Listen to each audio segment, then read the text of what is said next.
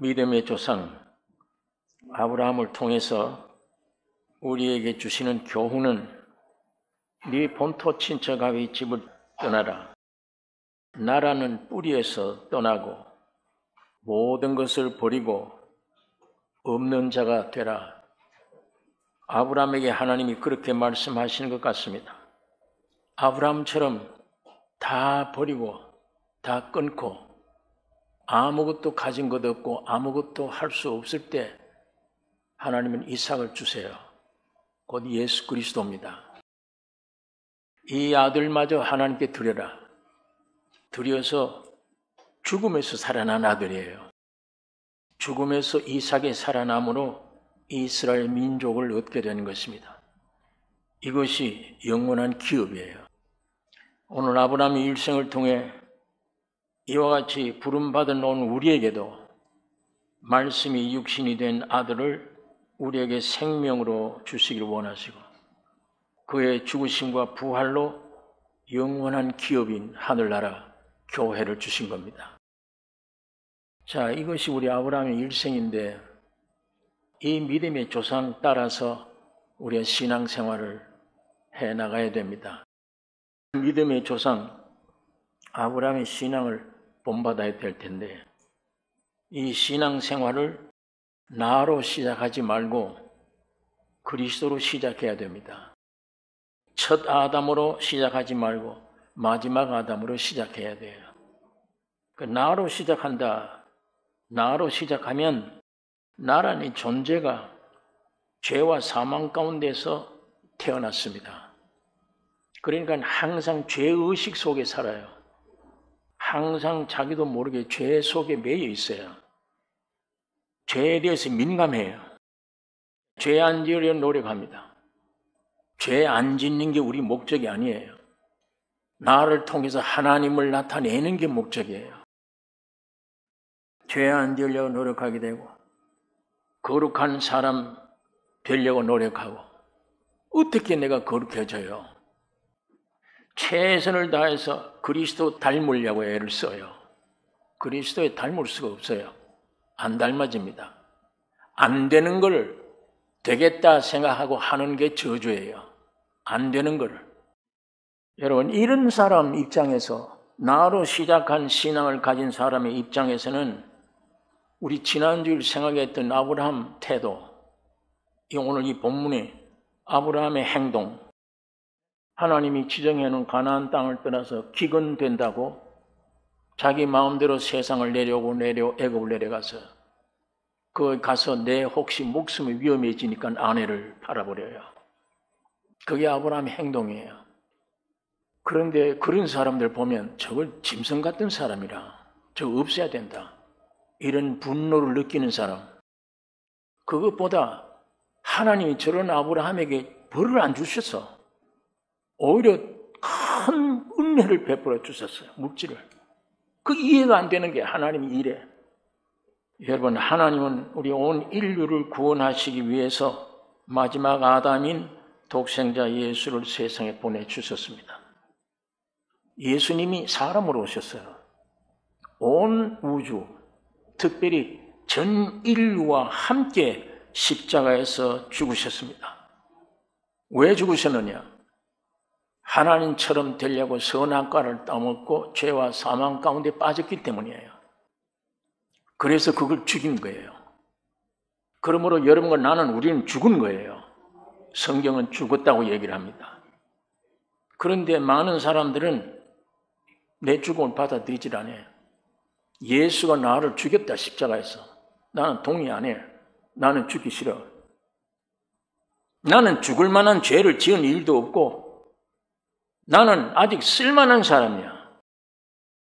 죽음을 거부합니다.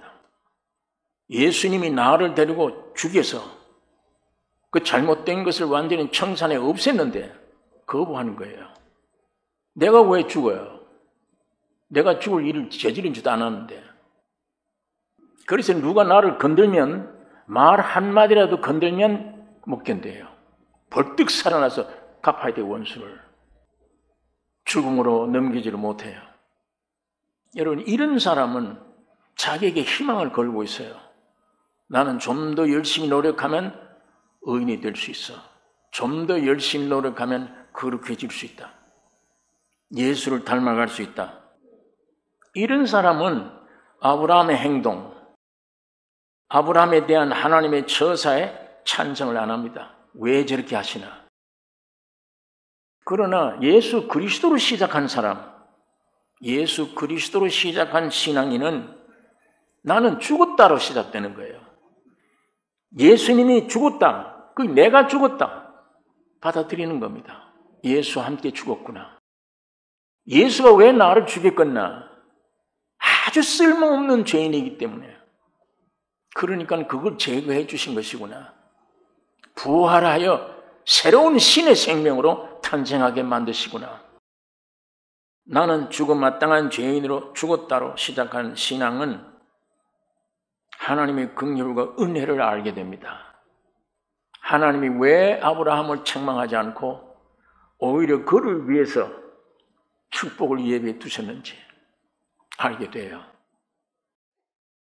아브라함은 아담으로 물려받은 죄와 사망, 그 죄와 사망이 이끌려서 애굽으로 내려가는 거예요.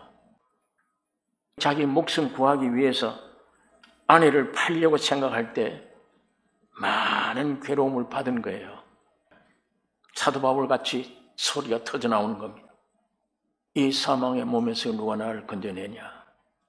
그걸 거기서 발견한 거예요. 애굽에 가서 오라 곤고한 사람이라다. 생각만 해도 끔찍해. 내 사랑하는 아내를 저쪽 바로 남자에게 넘겨주다니. 이 사망 몸, 내가 왜 이렇게 됐나?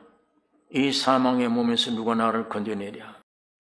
사도 바울이 그 얘기를 합니다. 로마서 7장에 아무리 선한 일을 하려고 해도 안 되는구나. 나는 동쪽으로 가기를 원하는데 나를 서쪽으로 끌고 가는 힘이 있구나. 내 속에. 이건 내가 아니요 내 속에 거하는 죄인이라. 바울이 그렇게 말을 했습니다. 지금 아브라함이 그 심정이에요. 내가 왜 이렇게 됐나? 왜 여기 하나님의 지정한 장소를 떠나 애굽으로 세상으로 내려왔나? 여기 와서 내 목숨 하나 구하려고 사랑하는 아내를 팔다니 내가 왜 이렇게 됐나? 여러분, 아내를 하려고 할 때 내 속에 죄와 사망으로 된 이 죄와 사망의 본질이 나인 것을 아브라함은 깨닫게 되는 거예요. 내 속에 있는 죄와 사망의 맛을 똑똑히 본 거예요. 의로운 줄 알았어, 나는. 쓸만한 사람인 줄 알았어요. 완전히 죽여야 될 마땅한 죄인이에요. 이걸 애굽에 가서 깨달은 거예요. 여기서 내 존재, 죽음임을 알았습니다. 내 자체가 지금 지옥임을 알았습니다. 가룟 유다의 심정으로 돌아가 버린 거예요. 마귀가 가룟 유다에게 예수를 팔려는 생각을 넣었더니 그 생각 들어오면 행동하는 거예요.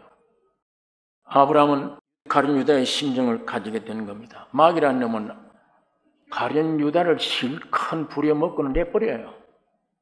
여기에 해당되면 안 돼요. 교회 안에도 마찬가지입니다. 우리 살아가는 일에도 마찬가지입니다. 사탄이 이용해 먹고는 내버릴 때 제정신 차리게 돼요. 아, 내가 예수를 팔다니. 그때 제정신 나온 거예요. 내가 예수를 팔다니. 내 사랑하는 주를 내가 팔다니. 은 30을 가지고 와서 제사장들에게 던져버렸습니다. 그 돈 은 30 때문에 팔았는데 이 은 30을 갖다 내 동댕이 치는 거예요. 제사장들은 네가 감당하라. 괴로워 견딜 수가 없는 거예요. 제정신 떠나 돌아오면 사탄이 나를 버리면 괴로워 견딜 수가 없어.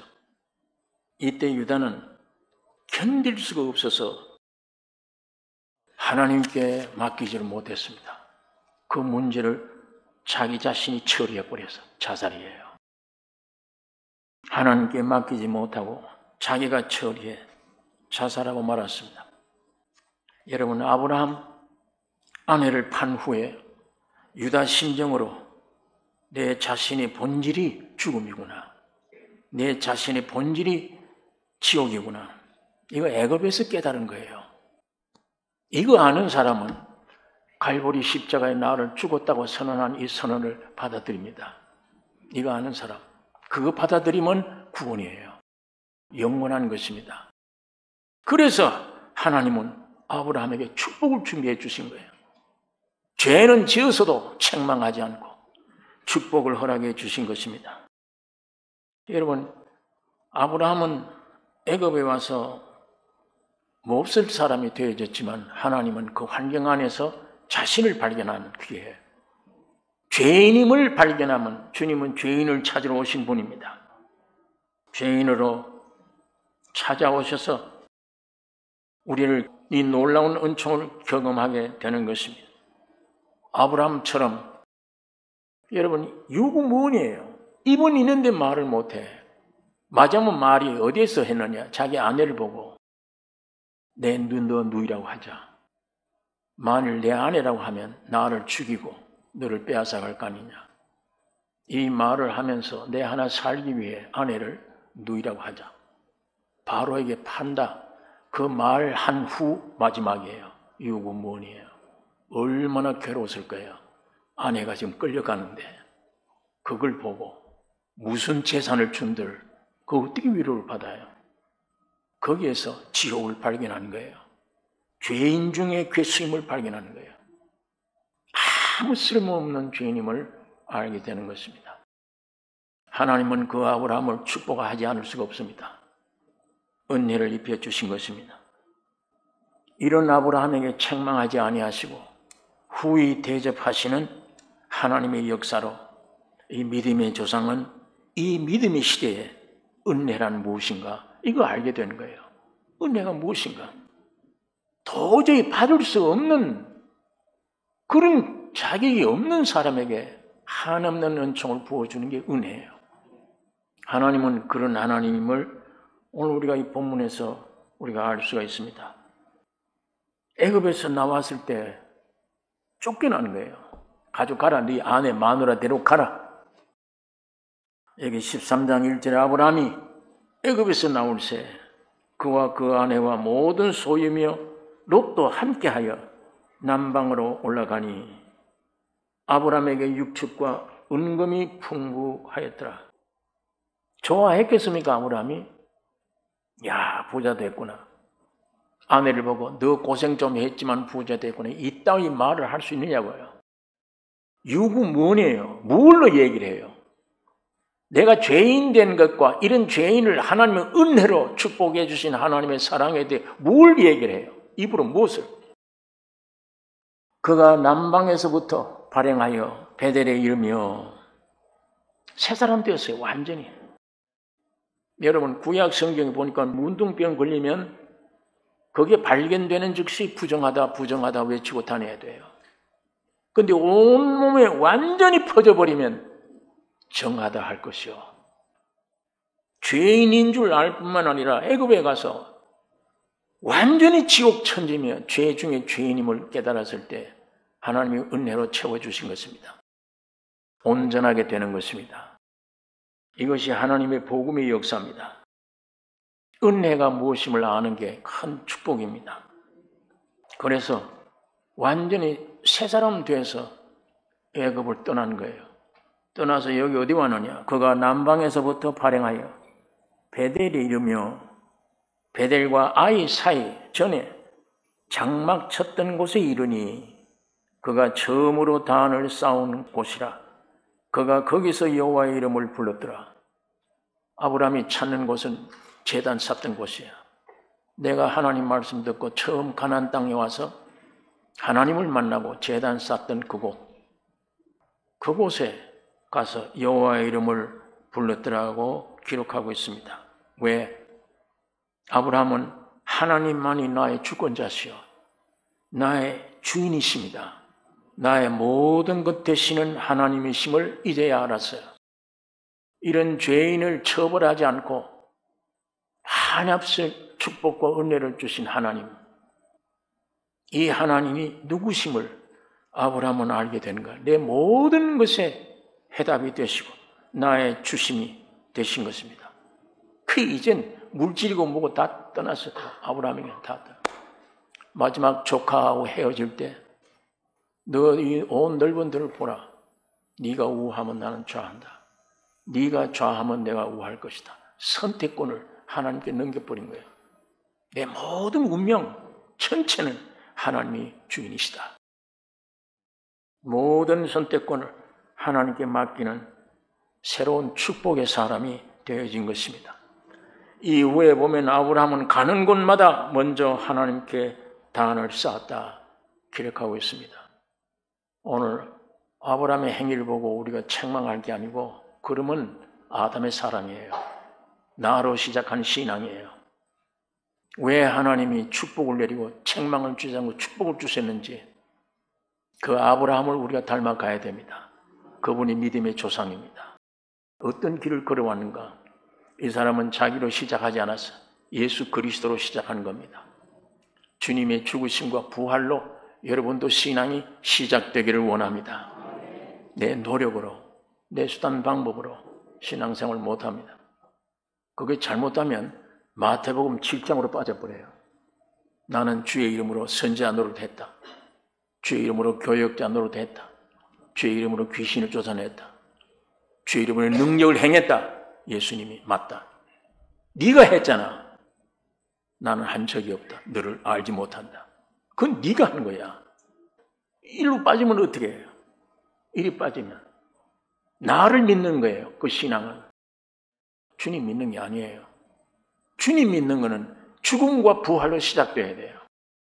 오늘 이 말이 무슨 뜻인가를 오늘 깊이 깨닫는 이 놀라운 축복이 여러분과 나에게 있기를 원합니다.